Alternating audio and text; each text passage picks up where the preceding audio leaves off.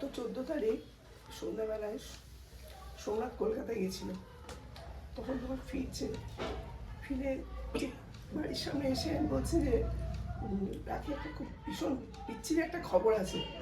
আমি আমি তখন ভেবেছিলাম যেখানে খাতা কেনে সেখানে এক ভদ্রলোক আছে একটু এজেন্ট। আমি এক এক মানে কল্পনার বাইরে আমি ভেবেছি প্রদীপদা বলে এক ভদ্রলোক আছে। আমি সোমনাথকে বলেও ফেললাম, কি হলো প্রদীপদার কিছু হয়েছে? সোমনাথ তখন রীতিমতো কাঁদছে। আমি আমি আমি আর চাপ নিতাম, কি বলো কি হয়েছে কি হয়েছে? ও বলছে ছোটো মাইমারা নেই। আমি কি, আমি ওই যে কয়েকটা সেকেন্ড মানে আমি আর আমার মধ্যেই ছিলাম না। আমি আমি তো কল্পনাই করতে পারছি না এই মানুষটাকে।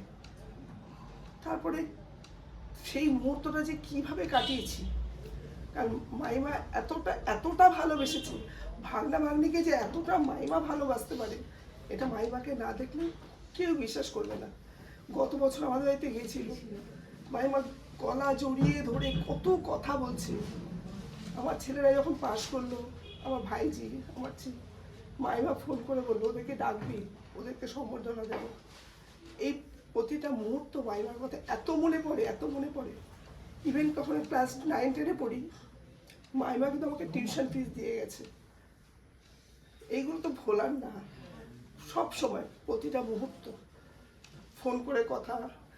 ভাগনা ভাগ্নির জন্য মা মামি এত মাইমাদের এত ভালোবাসা থাকে, সেটা মাইমাকে না দেখলে এটা বিশ্বাসই করা যায় না।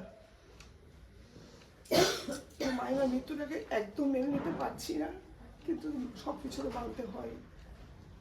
আমি আশা করি ভগবানের কাছে প্রার্থনা করি মামা যেন শক্ত থাকে, মামা যেন দীর্ঘায়ু হয়। মামাকে এত তাড়াতাড়ি হারাতে পারবো না, প্রশ্নই ওঠে না। এটা বলি আমি আমার কথা শেষ করছি। মামা শক্ত থাকবে, আমাকে শক্ত থাকবে। মামা শক্ত